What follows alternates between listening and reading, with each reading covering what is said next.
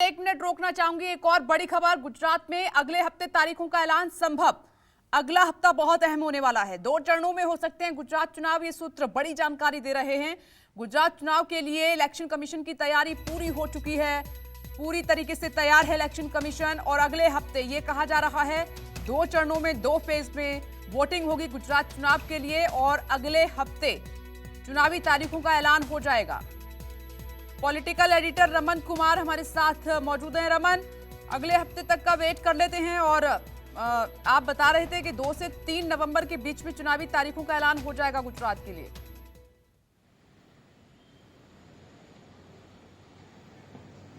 बिल्कुल विपनेश, चुनाव आयोग ने पूरी तैयारी कर ली है और अभी जो विधानसभा चल रहा है, 14वीं गुजरात विधानसभा का कार्यकाल 18 फरवरी 2023 को समाप्त होने वाला है।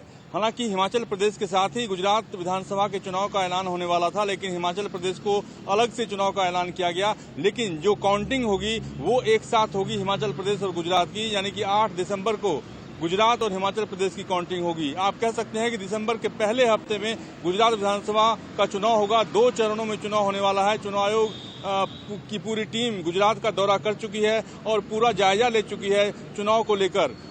जितने भी राजनीतिक दल हैं उन्होंने पूरी ताकत झोंक दी है। अभी आपने देखा कि अरविंद केजरीवाल की प्रेस कॉन्फ्रेंस में अरविंद केजरीवाल ने भी पूरी ताकत झोंकी हुई है। भगवंत मान उनका साथ दे रहे हैं। साथ ही साथ गुजरात गौरव यात्रा पूरे प्रदेश में बीजेपी निकाल रही है, जिसकी अगुवाई गृह मंत्री अमित शाह से लेकर जेपी नड्डा तक कर रहे हैं। प्रधानमंत्री नरेंद्र मोदी ने खुद भी कमान संभाली हुई है गुजरात विधानसभा चुनाव को लेकर। इसीलिए कह सकते हैं कि गुजरात में त्रिकोणीय मुकाबला होने वाला है बीजेपी, कांग्रेस और आम आदमी पार्टी के बीच में। अगर कांग्रेस की बात करें तो कांग्रेस प्रचार में जरूर सुस्त नजर आ रही है, लेकिन अपने कैंडिडेट का फाइनल कर लिया है और जैसे ही चुनाव आयोग की तरफ से चुनाव का ऐलान होगा वो कैंडिडेट के नामों की घोषणा कर देगी। विपनेश, नवंबर का पहला ये जो हफ्ता है वो बहुत अहम रहने वाला है चुनावी तारीखों के लिहाज से। आप बने रहे रमन हमारे साथ। भूपेंद्र सिंह भी जुड़ गए हैं अहमदाबाद से। भूपेंद्र, नवंबर के पहले हफ्ते में कोई भी तारीख का पहले हफ्ते में कोई भी तारीख महत्वपूर्ण हो सकती है। वो 2 नवंबर भी हो सकता है, 3 नवंबर भी हो सकता है। चुनावी तारीखों का ऐलान कभी भी हो जाएगा क्योंकि इलेक्शन कमीशन तैयार है। गुजरात में सभी पार्टियों की आप दहाड़ देख ही रहे हैं, क्या है धरातल पर उनकी तैयारियां?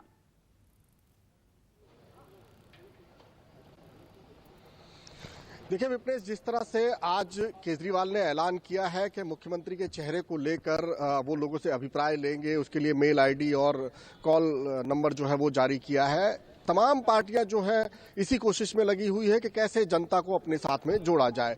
गुजरात गौरव यात्रा की मैं बात करूं तो गुजरात गौरव यात्रा में भी उनका उद्देश्य ये था कि लोगों तक सरकार के काम पहुंचाए जाए और साथ साथ उनका अभिप्राय लिया जाए। तो ये भी एक कोशिश थी कि किस तरह से लोगों को जोड़ा जाए। कांग्रेस ने अपना जो मैनिफेस्टो बनाया, जो उन्होंने 8 यहाँ पर संकल्प जारी किए हैं, उसमें भी उससे पहले उन्होंने लोगों को एक नंबर दिया था और उसके जरिए लोगों का अभिप्राय लिया था। तो ये एक बहुत पुरानी रणनीति है जिसके तहत पार्टियां जो है वो जनता को अपने साथ जोड़ती भी हैं, इन्वॉल्व भी करती हैं, ताकि जनता को ये लगे कि उनकी बात सुनी गई और साथ साथ पार्टियों को भी एक अंदाजा लग जाता है कि जनता आखिरकार किस तरह के मूड में है।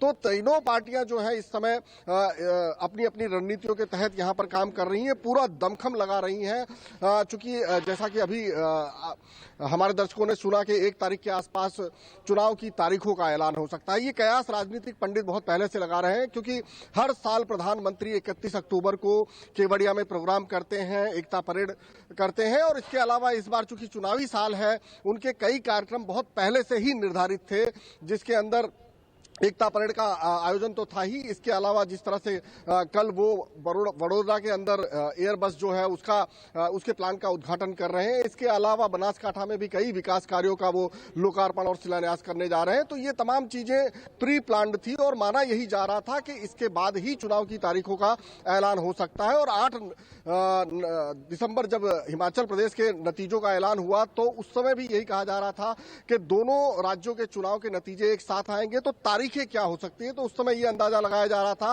कि अगर 1 तारीख को चुनाव का ऐलान होता है, आचार संहिता लागू होती है, तो 2 या 5 तारीख के आसपास गुजरात के 2 चरणों में चुनाव हो सकते हैं। 2 चरण चुनाव होने का भी यहाँ पर एक रीजन ये है कि विपनेश, बहुत सारे ऐसे लोग हैं जो दक्षिण गुजरात और सौराष्ट्र में बसे हुए हैं, लेकिन एक दूसरे से बहुत ज्यादा कनेक्टेड हैं। दक्षिण गुजरात में भी पाटीदार बहुत ज्यादा संख्या में है, जिनका मूल निवास जो है वो सौराष्ट्र है, लेकिन वो काम करते हैं दक्षिण गुजरात में। तो अगर 2 चरणों में चुनाव होता है तो मतदान थोड़ा सा इजी हो जाता है कि लोग अपने निवास स्थान पर जाकर, अपने पैतृक स्थान पर जाकर मतदान कर सके। और चूंकि गुजरात जो है वो 4 जोन में बटा हुआ है, उत्तर जोन, दक्षिण जोन, मध्य गुजरात और सौराष्ट्र और कच्छ। तो 2 चरणों में अगर चुनाव होते हैं तो चुनावी प्रक्रिया यहां आसान हो जाती है, चाहे वो सुरक्षा के लिहाज से हो या मतदान के लिहाज से हो। तो ये फिलहाल जो अभी खबरें आ रही हैं कि 1 तारीख के आसपास चुनाव की तारीखों का ऐलान हो सकता है, तो आचार संहिता के मुताबिक जिस तरह से उनको दिन मिलने चाहिए 45 से 35 दिन, वो भी मिल जाएंगे। और चुनाव जो तारीखें होगी वो 2, 5, 6 जो भी होता है, जो तारीखें आती हैं सामने, उसमें अगर मतदान होता है तो 8 दिसंबर को दोनों राज्यों के चुनाव के नतीजे भी साथ में आ सकते हैं।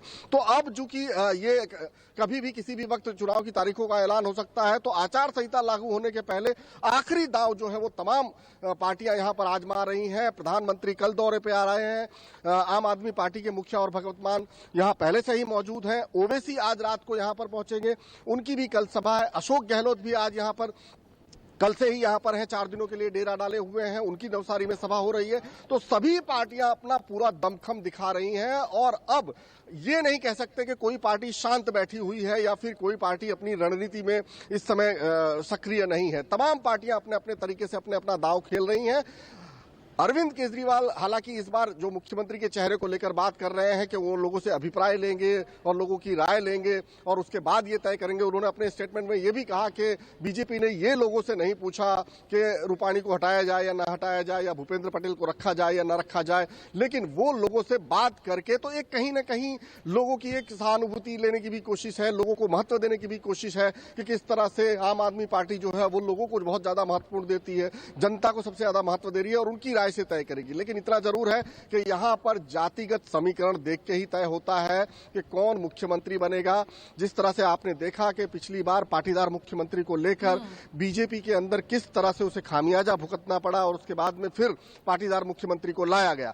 तो ये तमाम चीजें राजनीतिक जातिगत समीकरण से तय होती हैं। ये अलग बात है कि प्रचार के अलग अलग तरीकों के तहत लोग, बिल्कुल आप सही कह रहे हैं कि तरीका प्रचार का कोई भी हो, लेकिन आखिरी वक्त पे चाहे वो टिकटों का बंटवारा हो, उसमें जातीय समीकरण सेट किए जाते हैं और वो दिखता भी है। इसके बिना पार्टियों का काम चलेगा भी नहीं।